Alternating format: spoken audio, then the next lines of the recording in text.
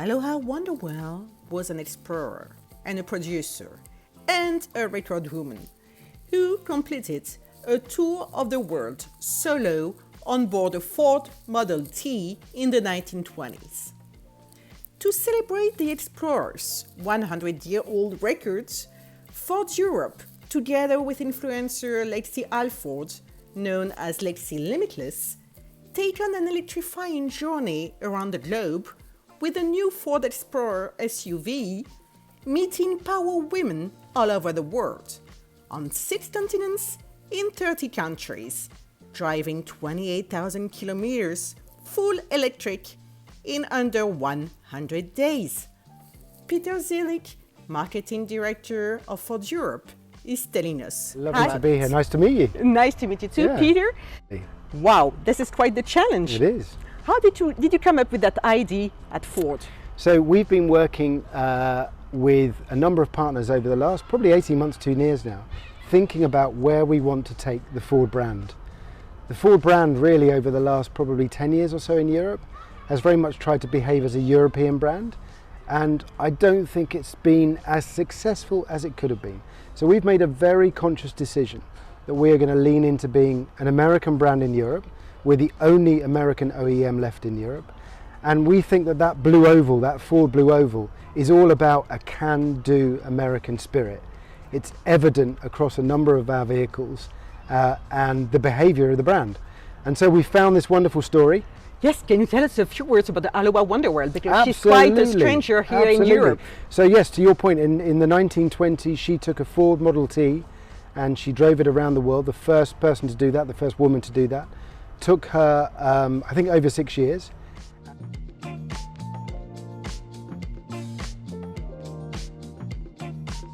And that story is what we want to obviously bring back to life with this vehicle here, which obviously is the wonderful new all-electric Explorer.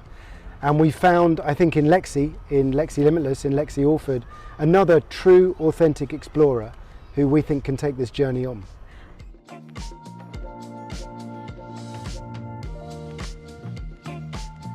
Ford's slogan in the 1920s for the Model T was putting the world on wheels. The Ford Explorer slogan is leading the electric vehicle revolution. So there is kind of a loop. There's a symmetry. This is also about exploring reimagined, exploring redefined this vehicle. You know, obviously in a sustainable way, in a connected way, and I think from our perspective as well, this is a brilliant way to begin to tell our new brand story as well through the lens of this vehicle. So we're standing in front of the car that Lexi is going to drive around the world. This is a prototype? Yes, so this is a TT vehicle. So there are a number of these already been made.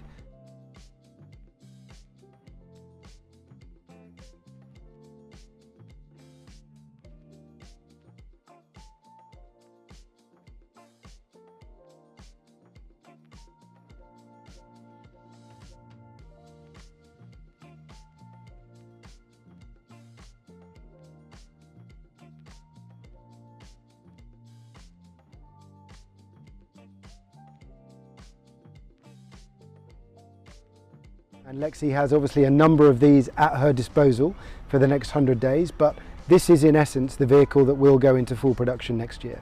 And does this car have special features such as, for instance, a solar panel rooftop, just in case if you don't find any charging station on the way? So we've spent the last 2 months planning the journey, and we've done a full reconnaissance of the journey. So we've planned the route. We think we know where we're going to be charging on a daily basis. Clearly, sometimes things can change, but we're confident. I guess it can be tricky in some areas. But I think we're confident that we've planned a route that is manageable for Lexi, that is right. Obviously, she's going to be driving a long time, right? 8 to 10 hours most days. So her physical and mental well-being is important. But we think we found a way through, obviously, all of these continents where we can charge this vehicle when we need to. So dealing with a breakdown is not easy, and an all-electric vehicle.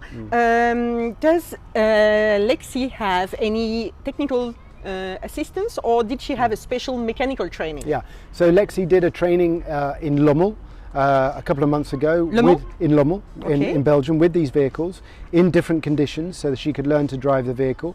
And obviously we have a full crew travelling around the world with Lexi.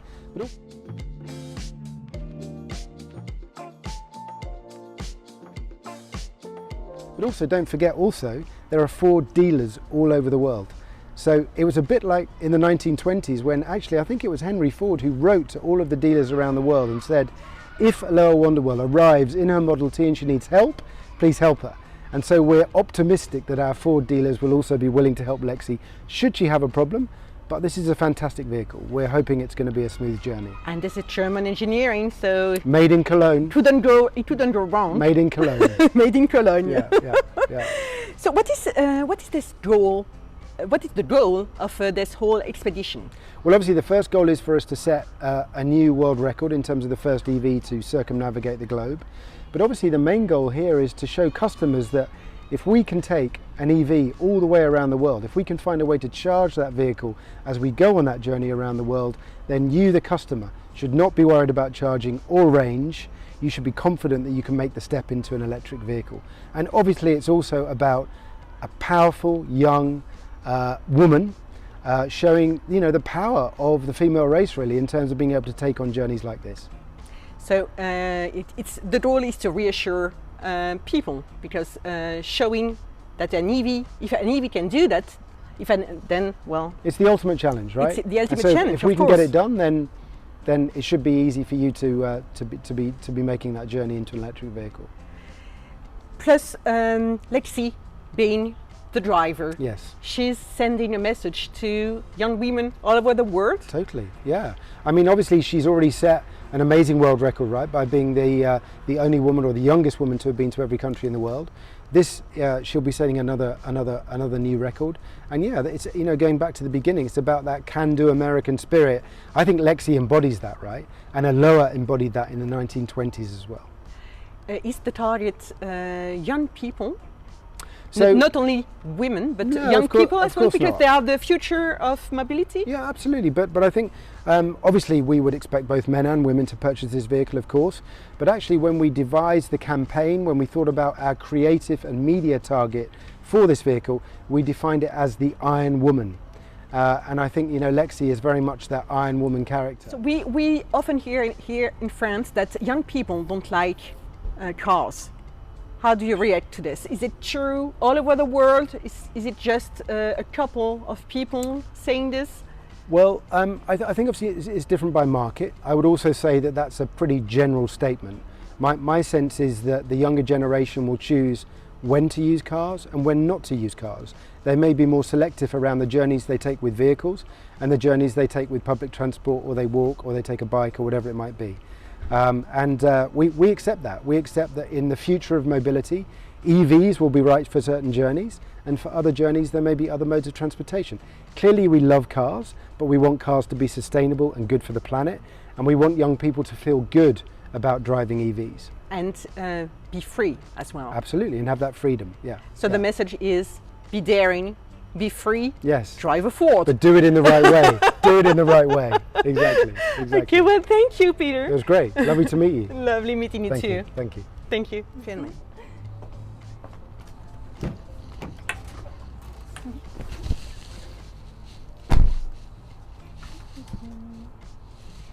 Hello, Lexi. Hello. Are you ready to hop in?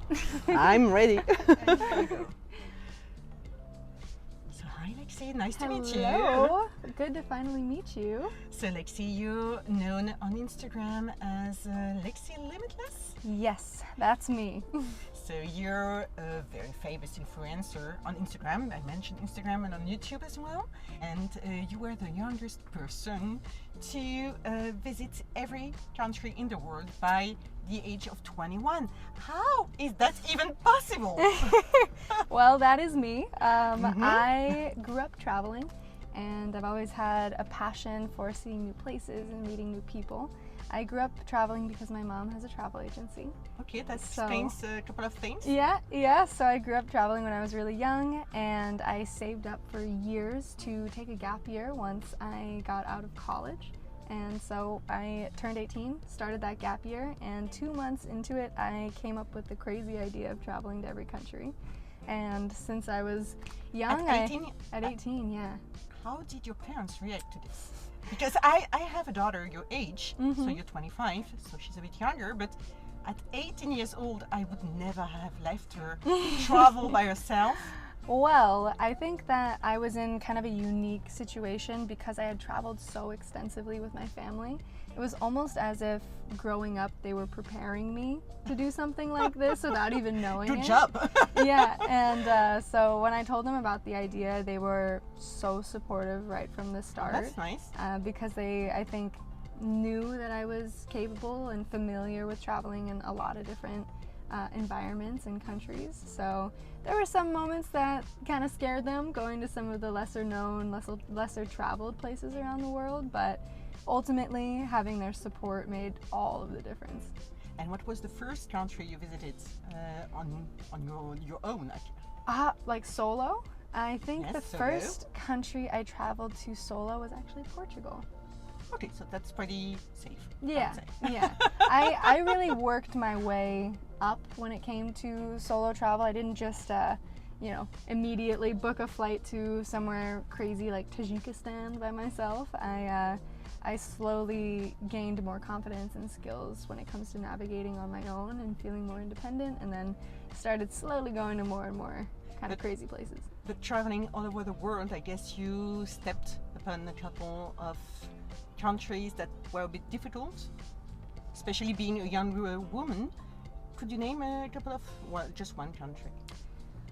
There's definitely some countries that are more difficult to travel solo than others, and I think that usually has to do with how traveled they are in general. So places in West and Central Africa or the South Pacific Islands, for example, they don't get as much tourism in general, which means that there's less infrastructure, there's less kind of experience hosting, travelers like myself. But what I've actually found is really amazing is that some of the least visited places in the world are the most hospitable, because they don't have as many tourists as places like Japan or France or Italy, where tourists can be a bit of a nuisance to local people. So in places like Pakistan or Venezuela, where they don't have a lot of travelers, they're so open to and excited to share their culture. Yeah, that's nice. Yeah, you'll always get invitations to go have dinner at people's houses. That's and cool, really. yeah, it's really special.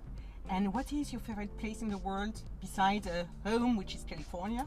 Well, it sounds a little funny because we happen to be there right now, but the place that I've spent the most amount of time in outside of the US is actually France. Okay. I've always loved French culture, French cuisine. I've always slightly been envious that I wasn't born here. It's actually the place that I could see myself living outside of the US. I've always loved the Côte d'Azur, and yeah, I've had the privilege of spending a lot of time here and absolutely love it.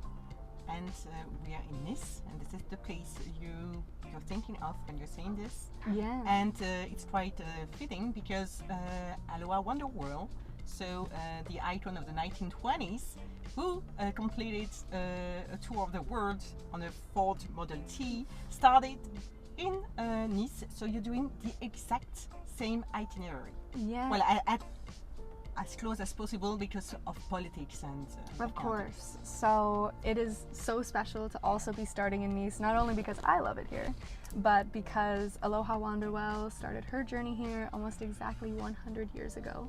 So my journey with Charge Around the Globe is going to be starting and ending right here in Nice, and the journey is very much inspired by Aloha's adventurous spirit. And although we are not traveling for quite as much time as Aloha did, she was gone for maybe 5 or 7 years. Oh my. She was traveling non-stop by car around the world. We're aiming to do this in less than 100 days and set a new world record for the first to circumnavigate the globe in an electric vehicle. Well, Wonder Whale had to adapt to challenging situations. For instance, she used crushed banana as grease for vehicle parts. Did you have a special training with bananas, for instance? Well, I think the technology has become a bit more complicated for that. But thankfully, I'm going to be traveling with a support team. And on our support team are people like a really qualified Ford mechanic who specializes in electric vehicles. Since this is really something that's never been done before, we are going to be pushing the limits of electric vehicle travel. And by doing that, we're hopefully going to really get a deeper sense of what it's like to travel by electric power in all areas of the world.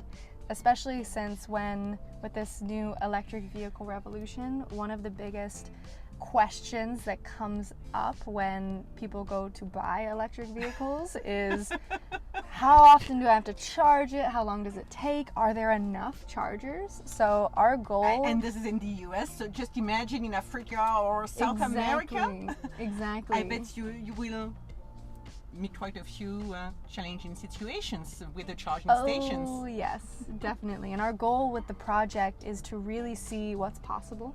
And if it's possible for me to take this electric car around the world, then it's possible for people in Europe to drive one every day. Do you drive an EV at home, or? I actually drive a motorcycle at home. Well. So I don't properly own an EV myself yet, but I may be a future owner after this trip. Are you environment aware? Definitely. Is sustainability something important to you? Of course, and I think that sustainability is something that is important to most people who travel, because travel means that you're intrinsically appreciative of our world, our natural environment, and the people who live in it. So I think taking steps towards a more sustainable, green future is always at the heart of travel. So what do you answer to young people who say, well, you should stop traveling because it's polluting? Well, I think from that line of thought that it's not necessarily the solution to stop experiencing our world. I actually think that the more people travel, the more that they care, and being able to see things on the news that talks about, these far off places who may be struggling with climate change is one thing, but there's a lot more to be said about seeing those things for yourself. And I ultimately think that travel is the greatest catalyst for change and personal growth, both in the world and inside of ourselves. So I think travel is more of a doorway to solutions than a problem. Being a young woman traveling all over the world by yourself, you're setting an example for young women, and you're telling them, well, be daring, be free. Is it important to you to have that feminist message for young women, even if it's not you don't say it, but you show it? Yeah, I think that like you said, leading by example. Yes, and showing through my own life and my own examples that someone that is like me is capable of doing so many great things, and having the confidence and independence to navigate the world is something that I can only hope that through my stories I can inspire in other young women. If I inspire even one young woman somewhere, then that makes it all worth it. Well, it's nice saying that you're not just an influencer posting selfies and nice pictures of your bedroom overlooking the sea, but that you're engaged in some causes like feminism and environment. Of course, that's quite nice. Stories with purpose are my favorite to tell. You are an influencer, so you have partnerships with a lot of brands. Is it the first time you partner with a car brand? Yes, actually, this is my first partnership with a brand, and it couldn't be a more perfect fit, especially since I actually learned how to drive in my dad's F-350 Ford long bed truck up in Northern California. You're kidding. My mom has family who's worked for Ford in Detroit in the US for 30, 40 years. So it feels like a perfect fit to be doing this with Ford. Nice. And how is it inside the car? Are you sitting comfortable? I love it. Because you will be driving up to 1,000 Long kilometers a day, so it better be comfortable. So Oh do yes, you like it? It's so comfortable. I have so much space here in the center console for everything that I need, and a lot of storage to be able to make sure that it's not too crowded feeling inside here. I've got an epic sound bar across the front to be listening to all of my podcasts and music, and there's also some built-in seat massagers and heaters nice. for the long stretches, so couldn't be more happy about that part especially. So you will be crossing a lot of different weather zones. Mm-hmm. How many suitcases do you carry with you? Oh boy, this is the most this is the most I've ever packed for a trip in my life. So how many? Because I'm a big packer. So tell me. I've got one big one medium one, and one small one. Oh, that's okay. I mean, so that seriously? feels like a lot for me. But I think it was really difficult to pack especially because we're going to so many cold climates as well. I'm preparing for places like Norway in the winter to, the heat of places like India and Brazil. So it's gonna be all over the place as far as all of the gear that we had to bring for this, but it'll be I'm well prepared. Last question, Lexi. So what is the country you're looking the most forward to? There's so many incredible places we have on the itinerary, but I think the country I'm most excited for is to be heading to Bhutan. Really? Wow. Yes, I think it's just the most mysterious and just mystical place, and I didn't get quite enough time there. The first time I was there, I was only there for 3 days, so I'm really excited to be heading back and to be exploring that area on the base of the Himalayas. Sounds exciting. It's crazy, we're going to be driving all the way there. I can't believe it. Well, I wish you good luck. Thank you in so your much. adventure. We will follow you on Instagram and YouTube. Perfect. What is your handle? You can find me at Lexie Limitless, and you can also check out all of the details for our journey around the world on Ford News Europe. Thank you, Lexi. Thank you. Bye. Perfect. Now let's have a short description of the characteristics of the Ford Explorer SUV by Stefan Tinnemann, Communication Manager at Ford Europe. And the vehicle we see here is a Ford Electric Explorer extended range all-wheel drive version. So that's going to become handy on that long journey that we're planning. We got a few features that are actually going to help Lexi while she's on the road. Most notably is that huge 15-inch screen that is actually tiltable, so you can move it. For example, very handy if there are reflections on the screen, and it actually has a small space behind the screen that you can lock as a safe space. So for example, you could put your passport there, people wouldn't expect it. Lexi showed it to me. It's locked, now you should be able to open it. Okay.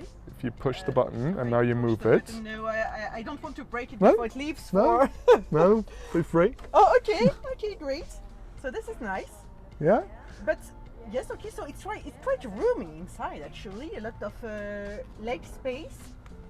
And it is, and in the console actually, between the seats, like there's a huge space where you can fit laptops, water bottles, like a camera, much more than you usually would in a car, right? Yes, indeed. It's really deep. Yeah. And then the other thing with the big screen, which is going to be very, very useful on the long trip, is you can pair your phone to use all your apps, navigation, music, etc. Because while we obviously have a navigation system on the car, it's a European car, and once you leave Europe, we won't have maps to support you. But things like Google Maps, for example, they obviously work across the world, and you can always know your route, have your favorite apps, and play your soundtracks. Michelin paper maps work as well. Of course, you can do paper maps, but Lexi is a modern day traveler, so she she's very digital native, so we'll have the phone connected to the car. So I was wondering how the trunk looks. Yeah, we can have a look inside.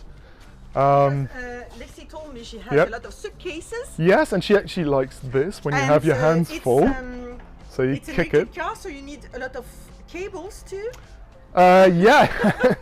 So actually there's a space below here that you can use for your cables. Currently we have a standard AC charge cord.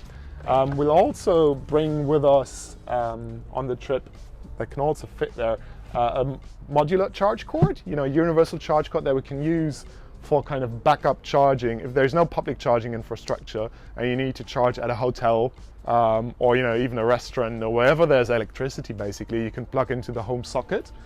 And you know, we have adapters for all over the world, but most over the world we have the standard CCS2 connector that for public charging, including, you know, high power charging up to 175 kilowatt hours, which charges your battery in about 25 minutes, 10 to 80%. Even in Bhutan? Probably not in Bhutan. We know there is some limited charging infrastructure, probably 50 kilowatt fast charging, which is, you know, older generations usually. There's some 11 kilowatt chargers, usually, you know, it's destination charging. Supermarkets, restaurants, hotels often have it. And if not, we have that as a contingency. We have the home charger, you know, where you can charge at a hotel. It's going to take a little longer, but the team also will need rest days. So, you know, then you have a rest day with 2 nights of charging and a day in Seoul. In the worst case, we do have a foldable solar panel and one of those power stations, big batteries. But that is really only for emergencies. You know, it gives you about 30 kilometers a day. So that is really in the absolute emergency cases. The Charge Around the World expedition starts here in Nice on the French Riviera, at the exact same place where Aloha's journey started 100 years ago.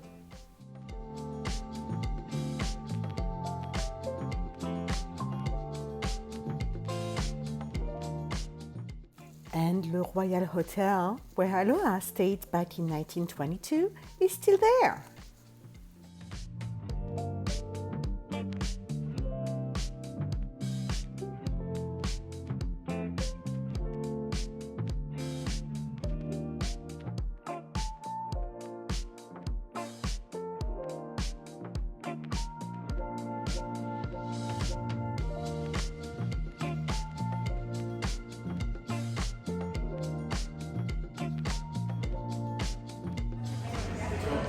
Hi Lexi. Hi. How are you? So ready. Excited? Oh yes, definitely.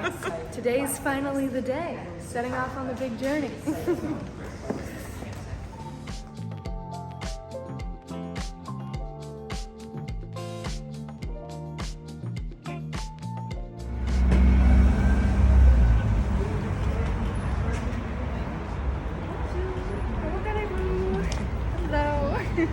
Bonjour Lexi. So this is your big day, the day you've been waiting for a year now. I know, I can't believe we're finally here in the beautiful south of France. It's a moment we've all really been looking forward to, and of course we're outside of the hotel where Aloha Wanderwell set off on her adventure around the world 100 years ago, and this is going to be both the beginning and ending of our journey around the world. So how did you? Yeah, sorry. How did you sleep last night? Oh boy, I'm honestly still a bit jet lagged. We just landed from Europe into Europe recently, so I'm a little tired, but of course the anticipation and excitement for this moment has been incredible, and I'm really, really looking forward to getting on the road. What will be your first stop? Well, you know, we're actually taking a massive, ambitious drive all the way to Monaco. So we're taking some baby steps before we really head off into some of the more unique destinations on our trip. But we're adding country number 2 now, technically, to the roster right on day 1. Enjoy your trip. Oh, thank you so much. Thank you. And see you in December. Thank you. See you soon.